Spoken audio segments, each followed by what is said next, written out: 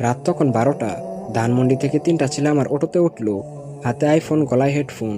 একজন বলছে, কালকে এফএফবিসি এর ফাইনাল ম্যাচ, টিম বিনমে শান্ত ভাই খেলবে। ওই হালার পুতে একটা মাল, একা একটা স্কট ওয়াইপ আউট করে দেয়। আমি লুকিং গ্লাসে তাকাইলাম, ওরা আমার চেনে নাই। আমি একটা সময় সেরা 3জন ই স্পোর্টস প্লেয়ারের মধ্যে একজন ছিলাম। গল্প চলে যায় অতীতে। আমার নাম শান্ত, মিরপুরে একটা ম্যাচে থাকি। আমি তখন টিম ইবোনক্সের মেইন প্লেয়ার। আমার রোল রাশার, মানে সবার আগে রাশ দিব, নখ খাইলে খাবো, কিন্তু টিমের জন্য স্পেস বানাবো। ফেব্রুয়ারি 2023, এফএফবিসি, লাস্ট জন পচিনো। আমরা 4জন, ওরা 4জন। দিলাম এক রাশ, চোখের পলকেই 4টা শেষ। আইসিএল চিলাইয়া উঠলো, শান্ত ইজ দ্য বেস্ট। রাতারাতি ভাইরাল হয়ে গেলাম। ফেসবুক পেজে 50K ফলোয়ার, স্পন্সর আসলো 1xBet, মাসে 80,000। আমার আব্বারে ফোন দিলাম, এখন থেকে তোমার আর টাকা পাঠানো লাগবে না, এখন আমি নিজেই কামাই। কিছুদিন পর টিম বিনমের রায়হান ভাই কল দিল, শান্ত, মাসে 5 লাখ দিব, বাসা দিব, আইফোন 50 প্রো ম্যাক্স দিব, শুধু ইবোনক্স ছেড়ে আমাদের টিমে আয়। আমি না করতে পারি নাই। 5 লাখ টাকা, আমার বাপের 6 মাসের ইনকাম। কন্ট্রাক্ট সাইন করলাম। 5 লাখ টাকা দেখে কাগজ ঠিক মতো পড়ি নাই।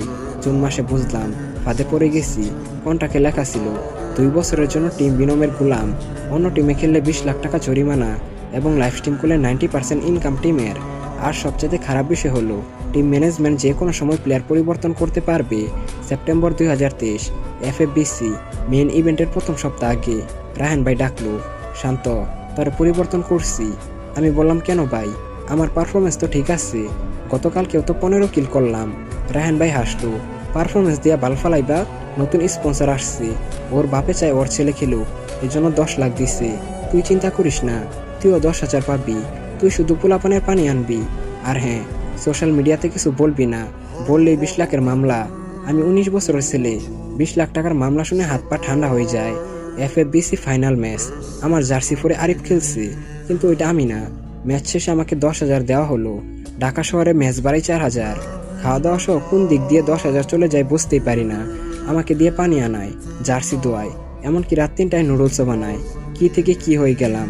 ডিসেম্বর 2024, সুইসাইড করতে গেছিলাম। লাভ দেওয়ার আগে ছোট ভাই কল দিল, ভাইয়া টাকা লাগবে, আমার অপারেশন। তাই অটো চালানো শুরু করলাম। তো আজকে যেই 3টা ছেলে আমার অটোতে উঠলো, তারা নামার সময় বলল, মামা ফ্রি ফায়ার খেলো? আমি বললাম, আগে খেলতাম, কিন্তু এখন খেলি না। তারা ইউআইডি চাইলো, দিয়ে দিলাম। ছেলেটা ফোন বের করেই সার্চ দিল, সাথে সাথে টিম বিনমের শান্ত ভাই আইডিটা আসলো। এটা দেখে তো তারা শকড হয়ে যায়। আপনি কি ওই শান্ত? আমি হাসলাম, না মামা, ইউআইডি হয়তো ভুল হয়েছে, আমি তো একজন ড্রাইভার। ওরা নেমে গেল এবং 50 টাকা টিপসও দিল। আমি গাড়ি সাইড করলাম, ফোন বের করলাম এবং 2 বছর পর ফ্রি ফায়ার ইনস্টল দিলাম। গেমের লবি, ক্যারেক্টার, কত কিছু চেঞ্জ হয়ে গেছে। 2 বছর ধরে প্র্যাকটিস নাই, গেম আর কি খেলবো, হাত কাঁপছে। তখনই আমার ফোনে আননোন নাম্বার থেকে একটা কল আসে। আমি ধরলাম। ওপাশ থেকে বলল, আমি তানহা, এফএফবিসি এর নতুন অর্গানাইজার। আমরা আপনার 2023 সালের একটা ক্লিপ দেখলাম, চোখের পলকে একটা স্কট ওয়াইপ আউট করে দিলেন, আর আপনি গায়েব কেন? এটা শুনে আমি বললাম, আপু আমি একটা সমস্যায় আছি। ওপাশ থেকে মেয়েটা বলল, আপনি তো একটা সময় ই স্পোর্টস কমিউনিটিতে বেশ রাশার ছিলেন। যাই হোক, আপনার কন্ট্রাক্ট এপ্রিল মাসের 25 তারিখ শেষ হবে। এখন শান্ত কি আবারও ফ্রি ফায়ারে ব্যাক করবে? আর তানহা নামের মেয়েটা শান্তর কন্ট্রাক্ট সম্পর্কে কিভাবে জানলো, সেসব জানতে হলে দ্বিতীয় এপিসোডের জন্য ওয়েট করতে হবে। আর হ্যাঁ গাইস, এই ভিডিওটা তোমাদের কেমন লেগেছে সেটা অবশ্যই কমেন্ট করে জানিও।